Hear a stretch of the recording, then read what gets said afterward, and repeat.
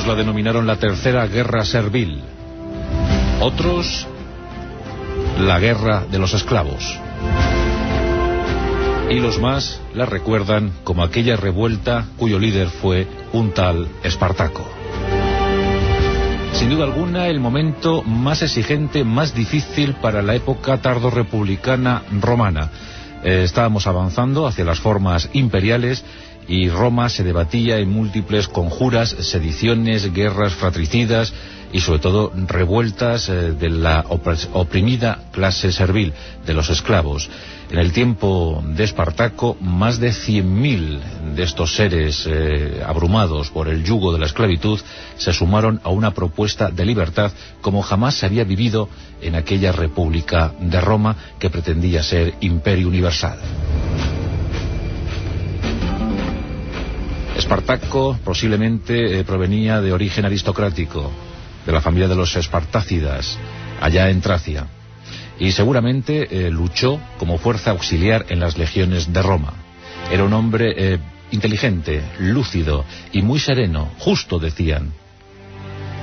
Cuando escapó de las legiones fue sometido al rigor de los trabajos forzados y de tal guisa trabajó en la mina y posteriormente en las ludis, en las escuelas de entrenamiento donde se curtían los gladiadores para su empleo posterior en las arenas circenses. Esclavo, gladiador, nacido en 113 a.C., cuando se sublevó, cuando optó por la libertad o la muerte, tenía 40 años, año 73 a.C. Primero le acompañó una exigua fuerza de gladiadores rebeldes como él. El Vesubio fue su refugio. Desde allí rechazaron cualquier intento de capturarles de nuevo.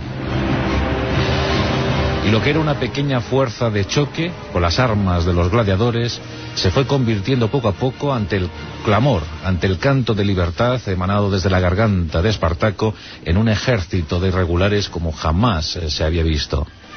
La campiña italiana fue campo de actuación para estos irredentos.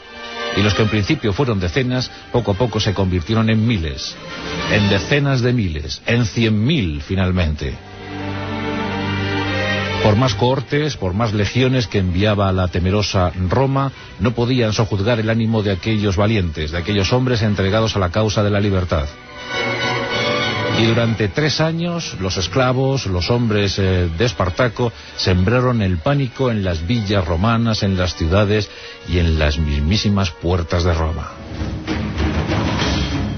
Uno tras otro, los mejores magister militum de la República se chocaron estrepitosamente contra los escudos de aquellos esclavos poco entrenados, pero determinados a triunfar, a vencer o morir.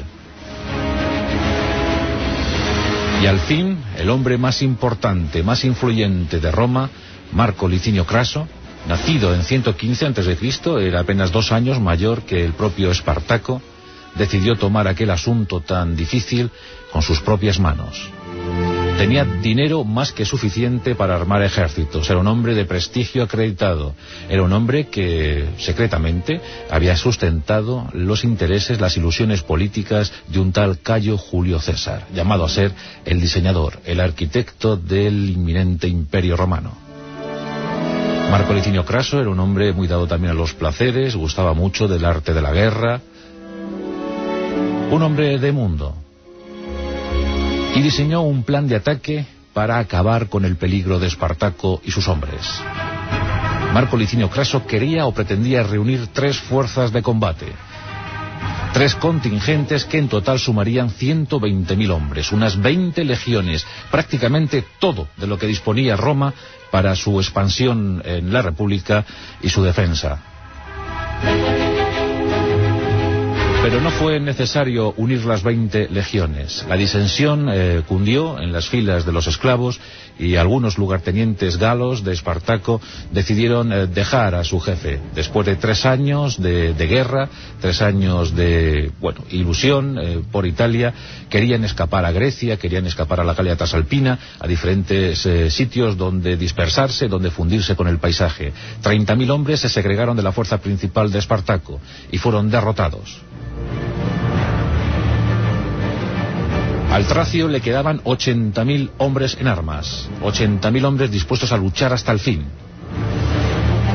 Pero las fuerzas de Craso avanzaron en un número de 6 legiones.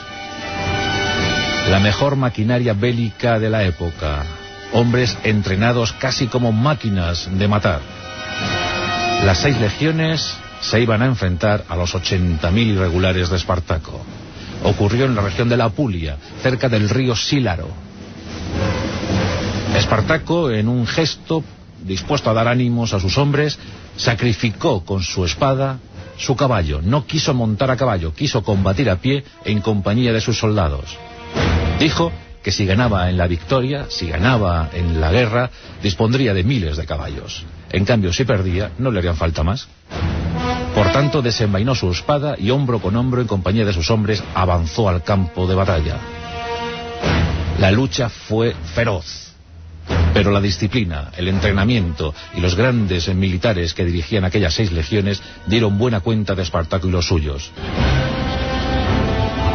Al final del día, de los 80.000 hombres que acompañaron a Espartaco, 60.000 yacían muertos.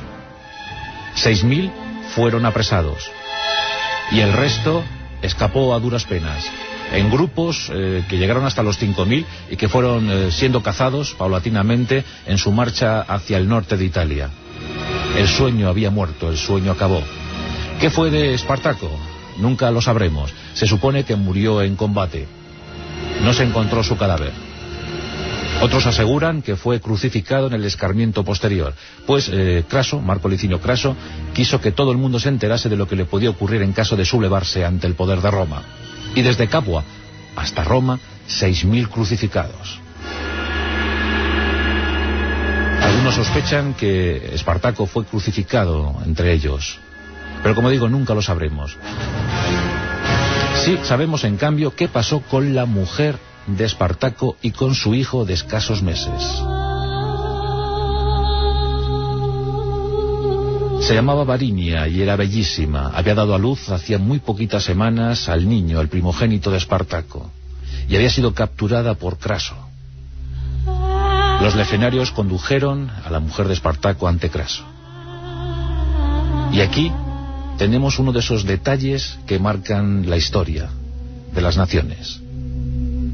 Craso, ante todo admirado por lo que había hecho aquel esclavo, aquel gladiador que había casi sometido a Roma, decidió perdonar a Varinia. Y la perdonó, no solo dejándola vivir, sino que le dio una fuerte suma de dinero. Y le buscó un lugar en el exilio, en la Galia Trasalpina. Precisamente los hombres que no habían conseguido llegar a ese lugar remoto, pues bueno, Varinia, la mujer de Espartaco, sí lo consiguió y se pudo ir con su primogénito, se pudo ir con su niño. Jamás se volvió a saber de ella. No sabemos nada sobre el linaje posterior de Espartaco. La historia dio paso a la leyenda, al mito. Y Roma subsistió, y por supuesto Marco Licinio Craso también. Se creó el triunvirato. Julio César se preparó para ser el hombre más influyente, más potente de Roma. Porque Marco Licinio Craso murió combatiendo en compañía de su hijo en el desastre de Carré, luchando contra los partos, sucumbiendo en compañía de muchas legiones. Dicen que murió tal y como hubiese deseado morir, por tanto fue feliz. Ocurrió en el año 53 a.C. Lo que vino después ya lo sabéis: Julio César, el esplendor de un imperio. Pero hoy hemos recordado esa guerra servil, la tercera guerra servil, la última guerra de esclavos, la guerra de los gladiadores, la guerra de Espartaco. Espartaco versus Marco Licinio Craso.